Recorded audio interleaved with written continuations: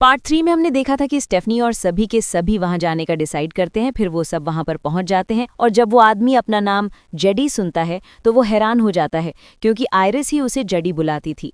वो लोग फिर उससे सवाल करते हैं कि आप आयरिस को कैसे जानते हो। उसने बताया कि जब टावर वाला हादसा हुआ था तब मैं वहीं पर था, मैं वहीं सिंगर का बेटा हूँ।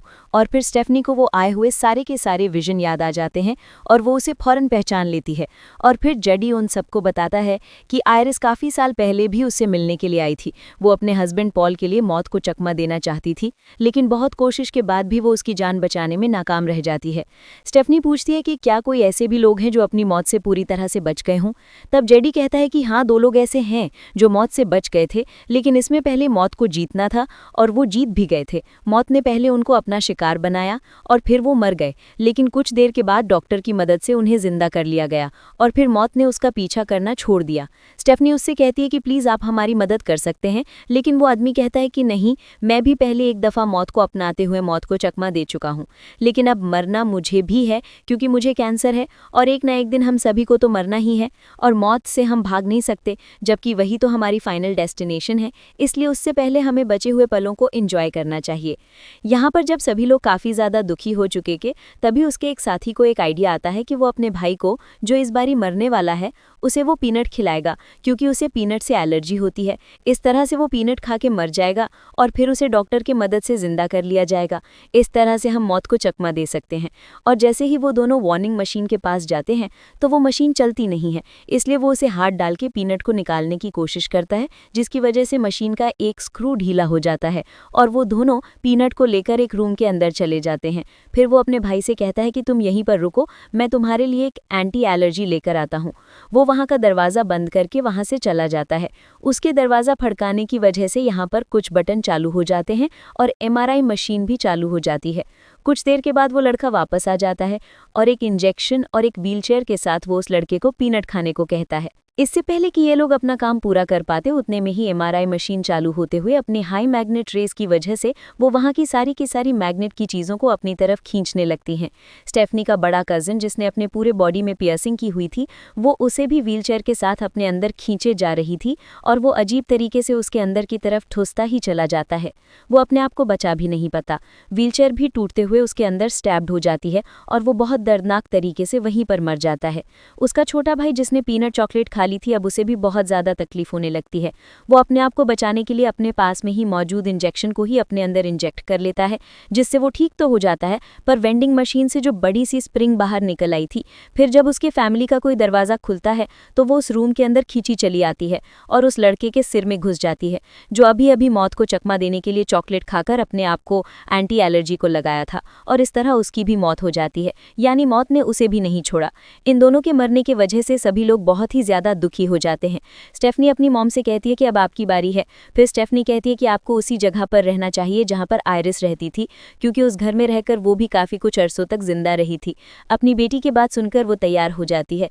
तभी हम देखते हैं कि जो स्टेफनी के हाथों में जो बुक थी उसमें से वो कॉइन निकलकर नीचे गिर जाता है, जिसे एक ओल्ड लेडी उठाकर अपने पर्स में रख लेती है। फिर स्टेफनी तेजी के साथ अपनी ग्रैंड मॉम के घर निकल जाती है और अपनी मॉम को उस घर के अंदर जाने को कहती है। वो अपने दोनों बच्चों को लेकर बहुत ज़्यादा परेशान हो गई थी।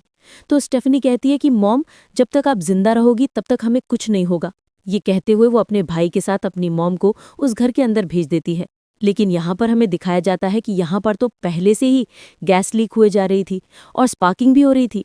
हालांकि उसकी स्मेल स्टेफनी की मॉम को भी आती है, लेकिन वो उसे इग्नोर करते हुए अंदर चली जाती है और ऐसे ही गैस और स्पार्किंग की वजह से वहां पर एक बहुत बड़ा ब्लास्ट हो जाता है।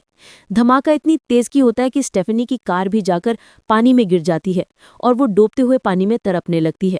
तभी उसका भाई, जो अभी तक घर के बाहर ही खड़ा हुआ था, उतने में ही उसके ऊपर एक टावर गिरने ही वाला था कि इतने में ही उसकी मॉम आकर उसे वहां पर बचा लेती है और वो टावर उसकी मॉम के ऊपर गिर जाता है और उसकी मॉम की वहां पर ही मौत हो जाती है।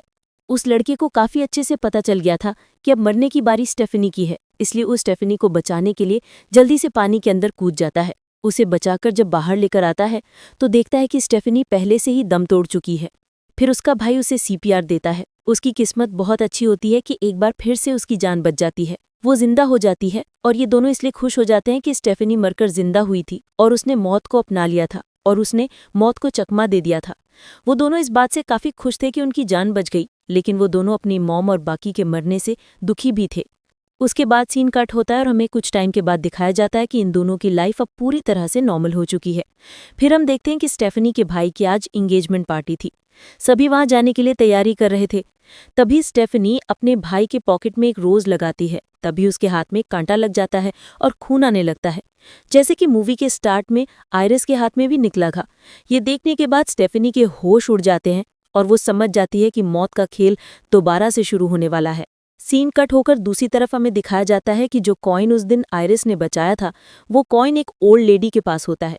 वो ओल्ड लेडी जैसे ही अपना वॉलेट खोलती है तो वो कॉइन नीचे गिरकर उन ट्रेन की पटरियों के बीच में जाकर जंक्शन में अटक जाता है, जो पटरी हमने स्टार्ट में देखी थी। यहाँ पर हम स्टेफनी और उसके भाई को देखते हैं, जो अपने नेबर डॉक्टर से बात कर रहे थे, जो स्टेफनी के भाई का दोस्त भी था। वो स्टेफनी से कहता है कि तुम्हारे भाई ने मुझे तुम्हारे बारे में बताया है कि तुम तो बहुत लकी हो कि तुम आज जिंदा हमारे सामने खड़ी हो। तब स्टेफनी बोलती कि हाँ, मैं लकी तो हूँ, मैं उस दिन मरकर जिंदा हुई थी। तब वो आदमी कहता है कि तुम मरकर जिंदा नहीं हुई थी। अगर कोई 5 मिनट तक अपनी सांस ना ले तो उसे मरा हुआ समझा जाता है, मगर तुम तो 2 मिनट बाद ही सांस लेने लग गई थी। ऐसी हालत को बेहोशी कहते हैं, न कि मरना।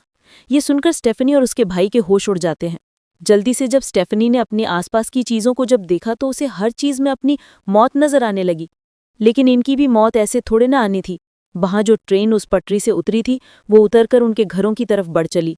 ट्रेन इतनी रफ्तार में थी, वो अपनी स्पीड कम नहीं कर पाई। वो दोनों अपनी जान बचाकर वहां से भागने लगे, लेकिन ट्रेन आखिर में आकर रुक जाती है। लेकिन ये लोग जिंदा फिर भी नहीं बच पाए, क्योंकि ट्रेन के पीछे उड़ते हुए बड़े बड़े लकड़ी के लॉग्स आकर इन दोनों की बॉडी में स्टैब हो गए। आखिरकार वो दोनों भी मारे जाते हैं। इसके साथ ही मूवी यहीं पर एंड हो जाती है।